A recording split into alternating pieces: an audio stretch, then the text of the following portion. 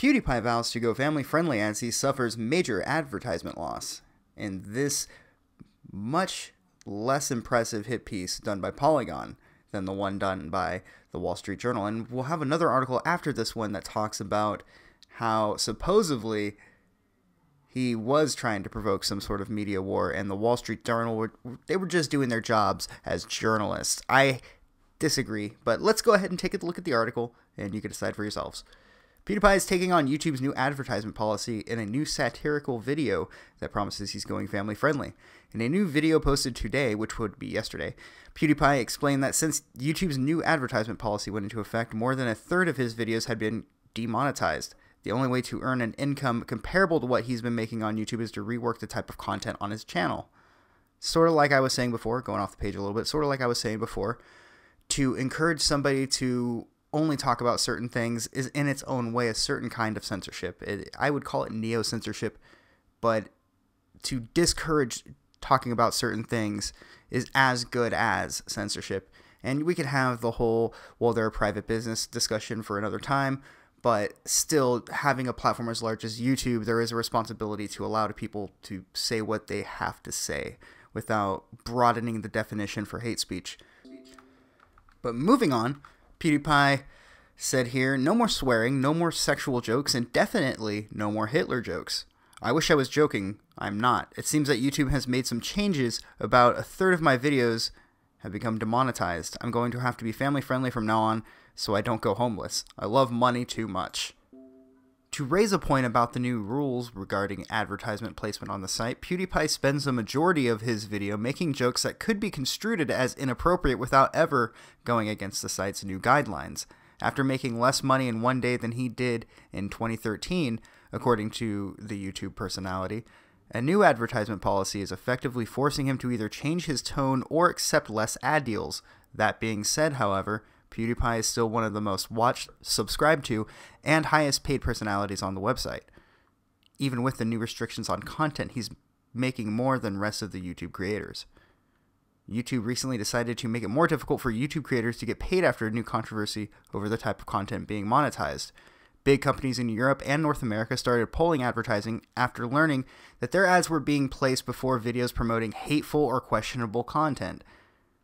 You could have just said questionable content. PewDiePie, who in many ways kickstarted the controversy YouTube is facing after videos containing anti-Semitic content were published on his channel, is one of the better-known personalities affected by YouTube's new changes. In March, YouTube provided a statement about the new changes it was bringing into effect.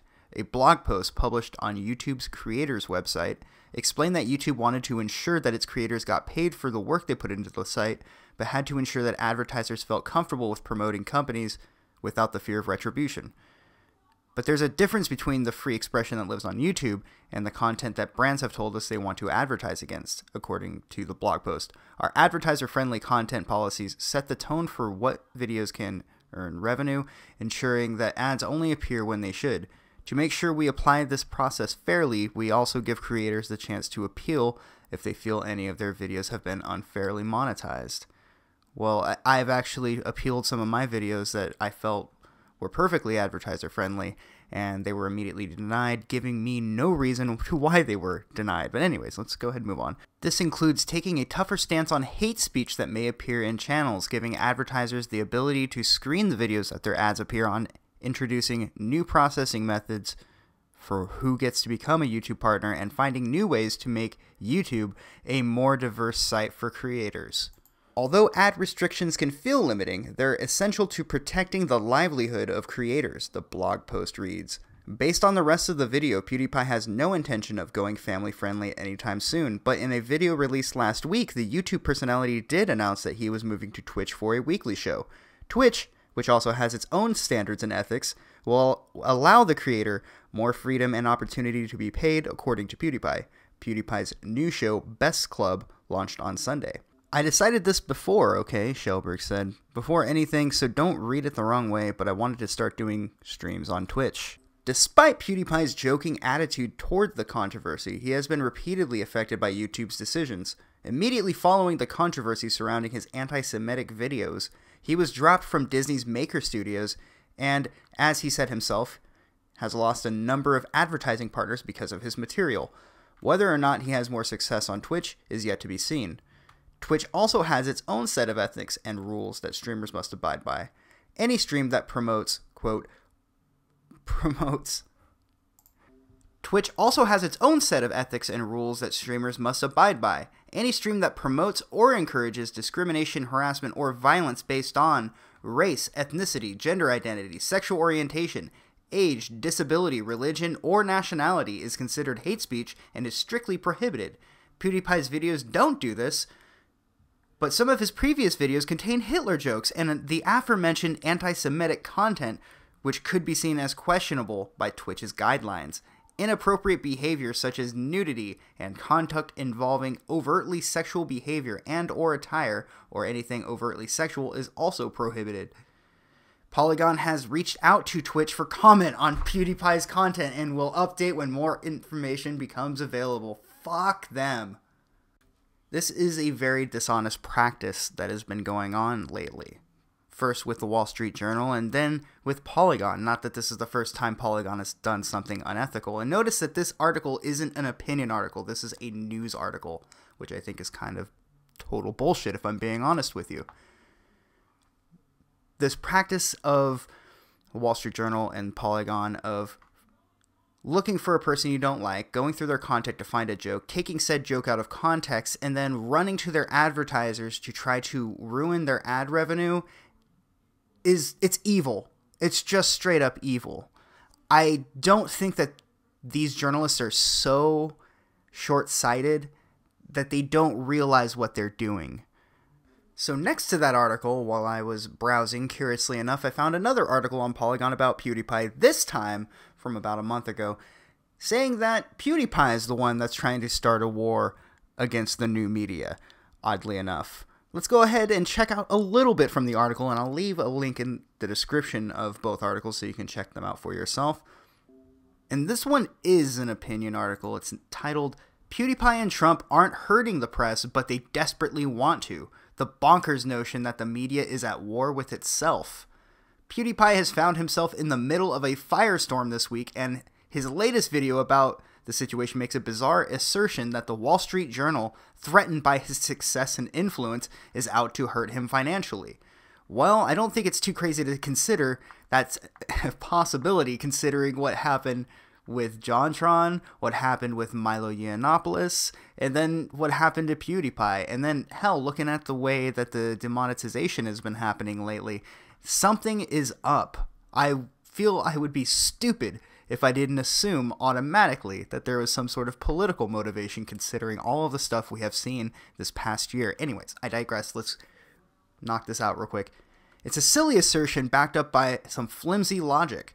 PewDiePie, whose real name is Felix Schellberg, is joining his fellow powerful public figures, particularly those in the politically conservative sphere, in claiming that the media can't be trusted and the collective reporting on his videos is a personal attack on him as a person.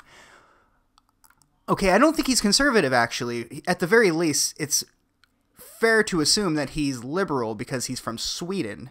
And, hey, I haven't heard his politics. I don't think a lot of people have heard his politics, but he is from the most liberal country in the world, to my knowledge.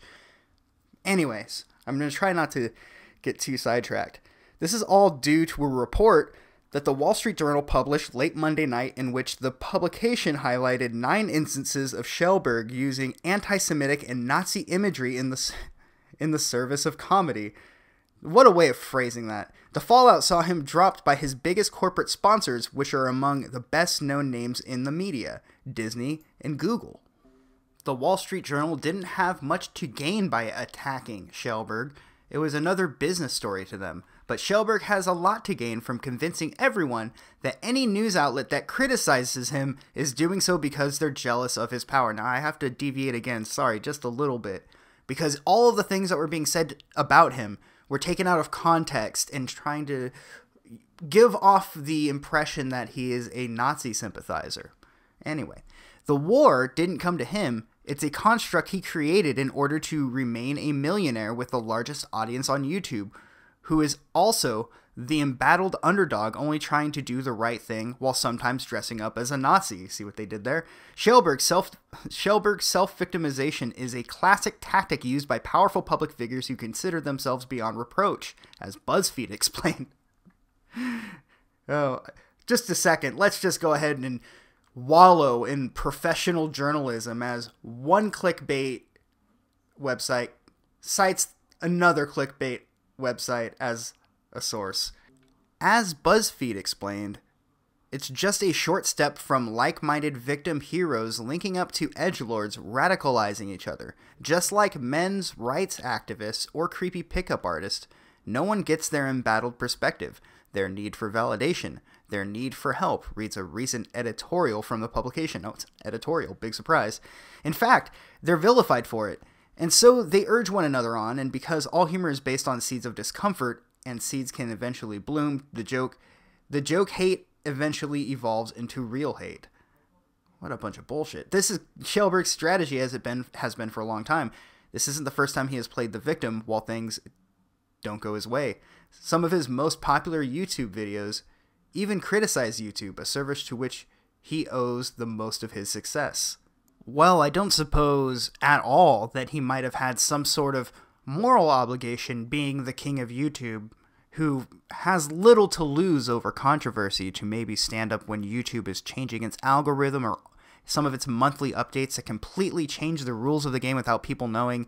A lot of the times, people knew about it because of videos that PewDiePie did. He brought awareness to a lot of the problems that were coming up, and I find it very much of a stretch to say that those endeavors were personal. This tactic of demeaning and belittling anyone who dares to shine a light on your mistakes or do something you don't like is a bad one. And it's very ironic that they're saying that. Schellberg turned an apology into a declaration of war, and the deplorables of the internet are ready to fight alongside him. Schellberg's video addressing the situation, as of this writing, has more than 6 million views.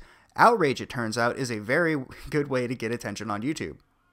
Considering how long companies like the Wall Street Journal or ABC News or CNN, how long they have been going and how much influence they have gotten over the decades, it would be unreasonable to think that they wouldn't try to compete with their upcoming rival and potential successor. They are definitely going to fight back with everything that they have, and over the decades they have honed some really dirty tricks in order to stay in power. I feel it would be very dismissive to assume that they aren't doing these things, especially when there's enough evidence to assume that something is definitely going on.